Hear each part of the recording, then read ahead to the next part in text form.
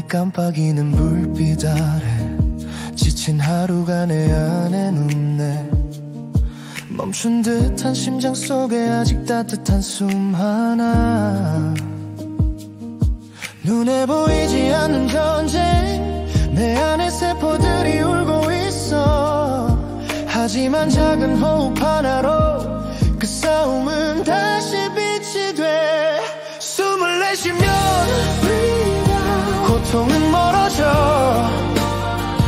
다시 들이쉬면 희망이 자라나.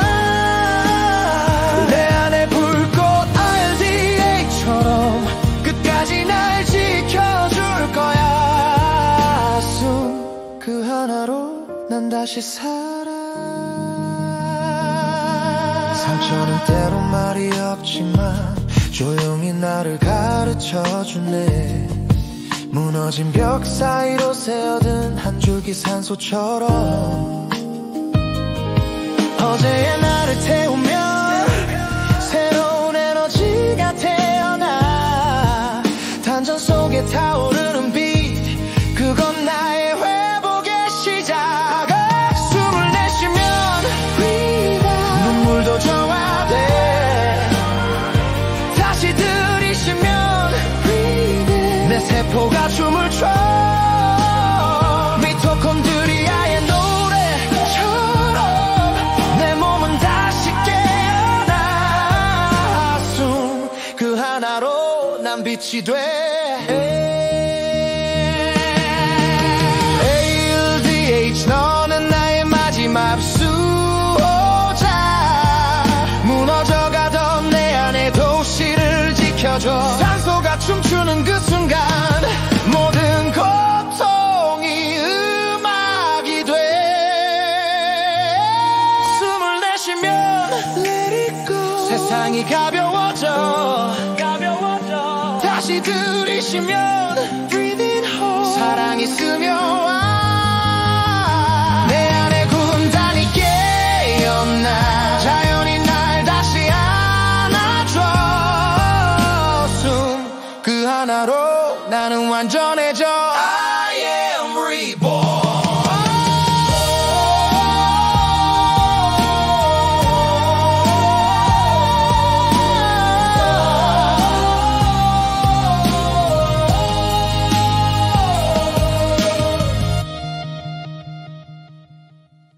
안녕하세요. 여러분의 지적 호기심을 채워드리는 심층 분석 시간입니다. ALDH라는 효소. 많이 들어보셨죠? 보통 술 마시고 얼굴 빨개지는 분들이 나는 ALDH가 부족해서 그래 뭐 이렇게 말씀하시곤 하잖아요. 숙취의 원인으로도 많이 얘기하고요. 네, 그렇죠. 흔히들 그렇게 알고 계시죠? 그런데 만약 이 ALDH의 역할이 단순히 술 해독에만 그치지 않는다면 어떨까요? 우리가 술을 전혀 마시지 않아도 스트레스만으로 우리 몸 안에서 만들어지는 독성 물질 때문에 세포가 서서히 망가질 수 있다. 이런 얘긴데요. 바로 이때 ALDH가 최후의 방어전 역할을 한다면요. 그 가능성 충분히 생각해 볼 수 있습니다. 오늘은 그래서 우리가 흔히 아는 상식을 넘어서요. 세포의 자가 회복 능력이 무너지는 죽음의 악순환을 막는 ALDH의 숨겨진 진짜 임무, 그리고 우리 몸의 놀라운 자가 회복 시스템에 대해 좀 깊이 파헤쳐 보겠습니다. 이번 분석은 국립공주대학교 이용근 교수님과 스마트 의료 웰리스 관광 대학원생들의 아주 심도 깊은 토론 자료를 바탕으로 합니다. 네, 오늘 우리가 함께 탐구할 핵심 질문은 이런 겁니다. 우리 몸은 도대체 어떻게 스스로를 지키고 또 회복하는 걸까요? 매일같이 겪는 스트레스나 또 우리가 무심코 쉬는 숨은 이 과정에 어떤 영향을 미칠까? 그리고 숙취해소 효소라는 그 꼬리표 뒤에 숨겨진 ALDH, 즉 알데히드 탈수소 효소는 이 거대한 자가회복 시스템이라는 퍼즐에서 어떤 결정적인 조각일까요? 와, 질문만 들어도 흥미진진한데요. 오늘 이 시간을 통해 여러분의 호흡 하나가 세포 건강에 얼마나 중요한지, 그리고 우리 몸이 가진 그 정교한 방어 메커니즘에 대한 놀라운 통찰을 얻으실 수 있을 겁니다. 자, 그럼 그 복잡하고도 흥미로운 세계로 한번 들어가 볼까요? 좋습니다. 그럼 먼저 우리 몸속에서 끊임없이 벌어지는 그 보이지 않는 전쟁 이야기부터 시작해보죠. 우리가 숨쉬고 음식 소화하고 스트레스 받는 거에 모든 활동 과정에서 필연적으로 활성산소, ROS라고 하죠. 이게 생긴다고 들었어요. 이게 뭐 적당하면 괜찮은데 너무 많아지면 오히려 우리 세포를 공격하는 내부의 적이 된다고요. 맞습니다. 활성산소는 세포 구조물, 특히 DNA나 단백질, 지질 같은 것들을 손상시킬 수 있는 굉장히 불안정한 분자들이에요. 그런데 다행히 우리 몸은 이런 공격에 대비한 자체 방어 시스템, 그러니까 내인성 항산화 군단을 갖추고 있습니다. 내인성이요? 아, 외부에서 뭐 비타민 먹는 거 말고요. 네, 그렇죠. 외부에서 항산화제를 섭취하는 것도 당연히 도움이 되지만 우리 몸 스스로 만드는 이 방어 체계가 1차적으로 매우 중요하거든요. 대표적인 정예부대원으로는 슈퍼옥사이드 디스뮤타아제, SOD라고 하죠. 그리고 카탈라아제, 또 글루타치온 시스템을 활용하는 글루타치온 퍼옥시다아제, GPX 같은 것들이 있습니다. 이들이 활성산소를 아주 신속하게 중화시키는 역할을 하죠. 이야, 우리 몸 안에 그런 자체 방어군이 있다는 게 진짜 놀랍네요. SOD, 카탈라제, GPX. 이름은 좀 어렵지만 든든한데요. 그런데 현대인의 생활 방식이 이 방어 시스템을 약화시킨다는 게 문제군요. 특히 만성적인 스트레스, 그리고 우리가 평소에 거의 의식하지 않고 하는 그 얕고 빠른 가슴 호흡, 흉식 호흡이 큰 영향을 미친다고요. 그렇습니다. 스트레스 상황이 계속되거나 얕은 흉식 호흡을 반복하면요. 우리 몸의 자율신경계는 휴식 및 소화, 즉 치유 모드인 부교감신경 우위 상태보다는 투쟁 혹은 도피, 그러니까 전투 모드인 교감신경 우위 상태로 기울어지게 됩니다. 몸이 계속 비상사태라고 인식하는 거죠. 아, 전투 모드. 네, 이런 전투 모드에서는 에너지를 당장 생존에 필요한 기능에 막 집중시키다 보니까 항산화 방어 시스템 같은 유지보수 활동에는 자원 배분이 줄어들게 돼요. 즉, 우리 몸의 1차 방어선인 내인성 항산화 군단이 제대로 활약하기 어려운 환경이 되는 겁니다. SOD, GPX, 카탈라제 다요. 아, 그러니까 계속 긴장 상태에 있으면 우리 몸의 자체 방어 시스템이 제대로 작동하지 못하게 된다는 거군요. 그럼 이 1차 방어선이 약해지면 활성산소는 어디를 집중적으로 공격하게 되나요? 제일 취약한 곳이 있을 것 같은데요. 가장 취약한 표적 중 하나라 바로 세포를 둘러싸고 있는 세포막입니다. 세포막은 유연성하고 기능을 유지하기 위해서 불포화지방산이라는 기름 성분을 많이 포함하고 있거든요. 아, 기름 성분이요? 네. 그런데 이 기름 성분이 활성산소와 만나면 마치 오래된 기름이 산패하듯 변성되는데 이걸 지질과산화라고 부릅니다. 지질과산화. 들어본 것 같아요. 근데 문제는 여기서 그치지 않습니다.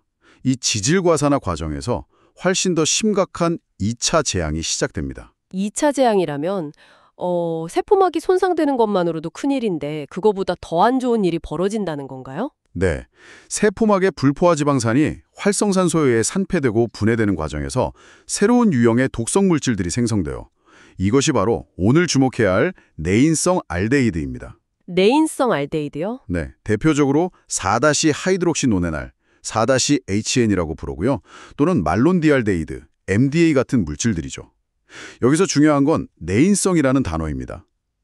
술 마셨을 때 생기는 아세트알데히드는 외부에서 들어온 알코올이 분해되면서 생기는 거잖아요. 그렇죠. 근데 이 4-HN이나 MDA 같은 알데히드들은 술하고 전혀 상관없이 우리 몸 내부의 스트레스나 선화적 손상 때문에 스스로 만들어내는 독소라는 점입니다. 세상에.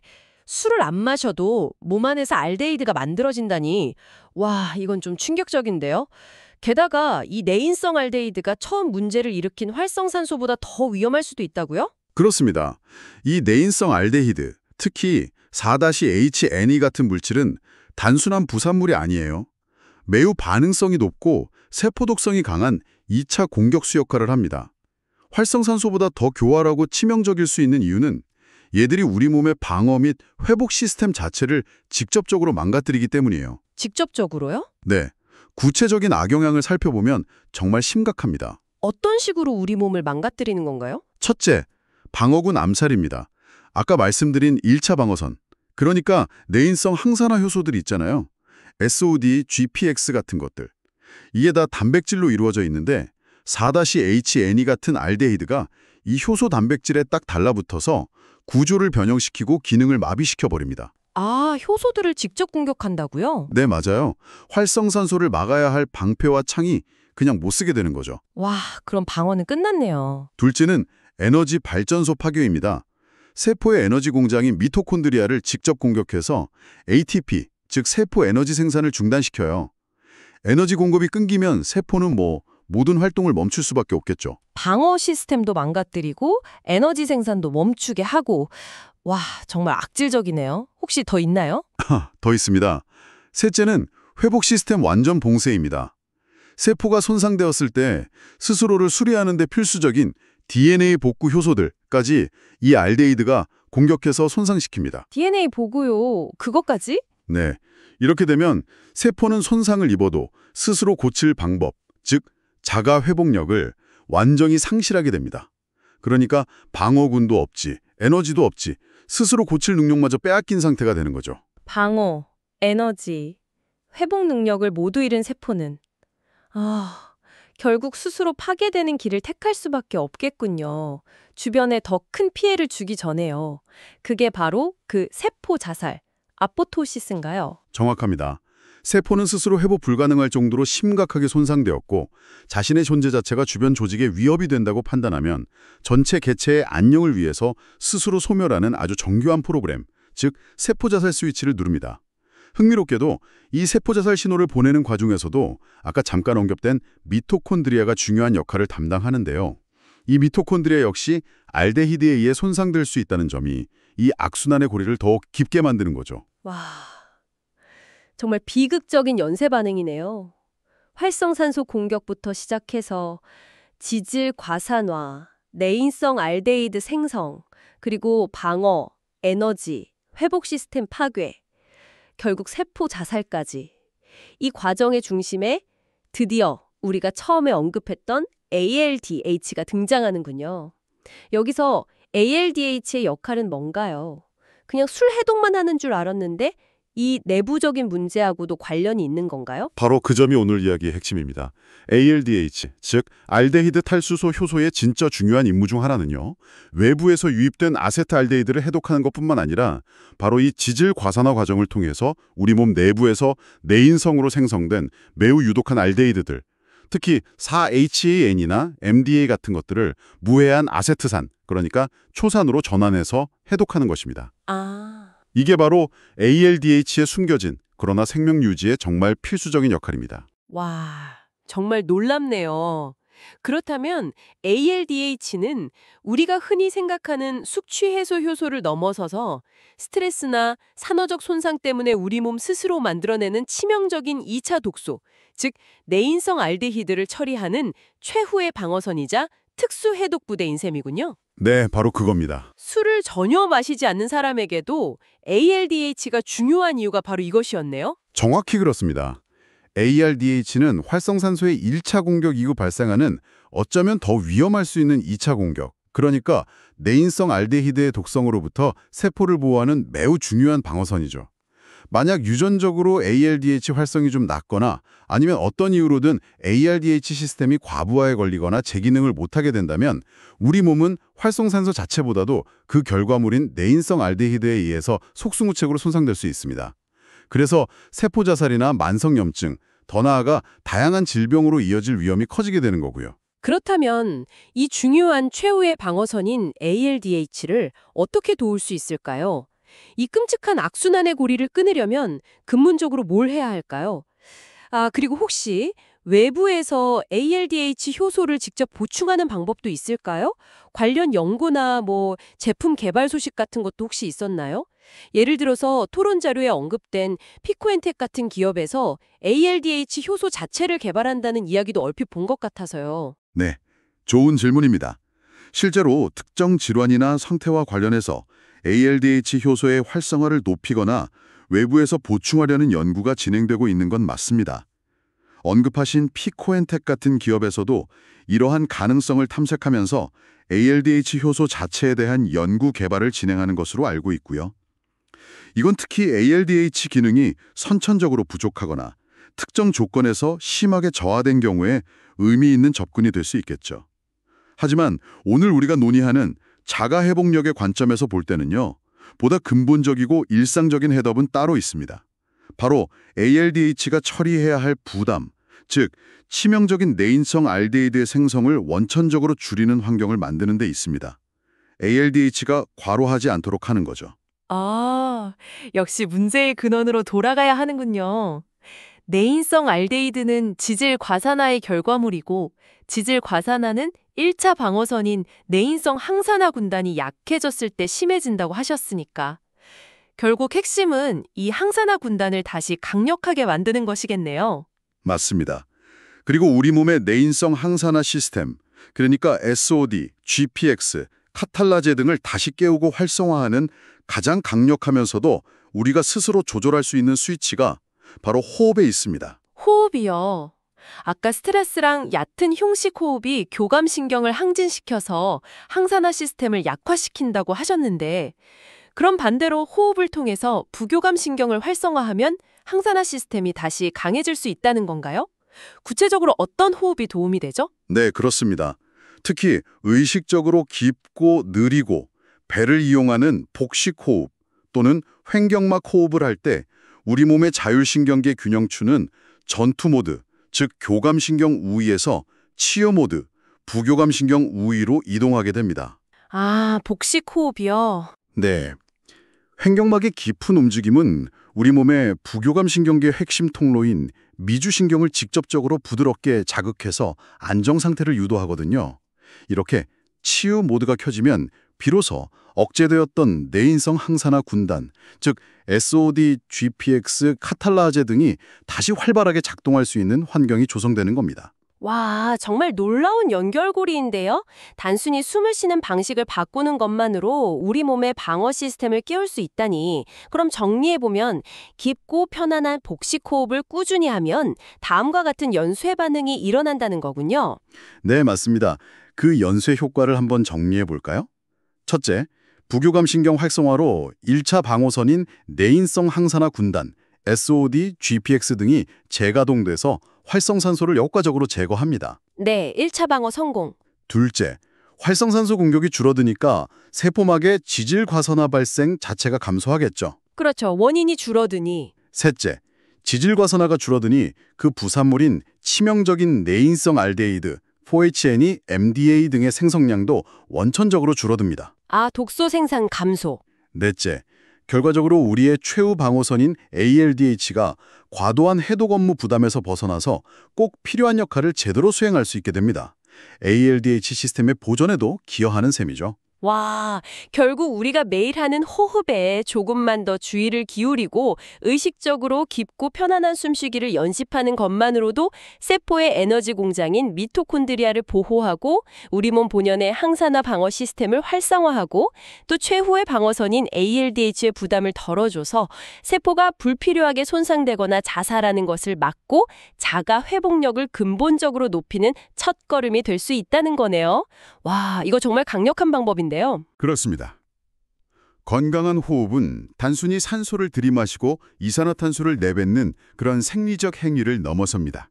그것은 우리 몸의 자율신경계 균형을 조절하고 세포 수준의 방어 및 복구 시스템을 최적화하며 궁극적으로는 우리 안에 잠재된 스스로를 치유하는 힘을 깨우는 가장 근본적이고 강력한 열쇠라고 할 수 있습니다. 오늘 탐구를 통해서 우리는 ALDH가 단순히 술 마신 다음 날의 숙취와 관련된 효소가 아니라는 걸 확실히 알았네요.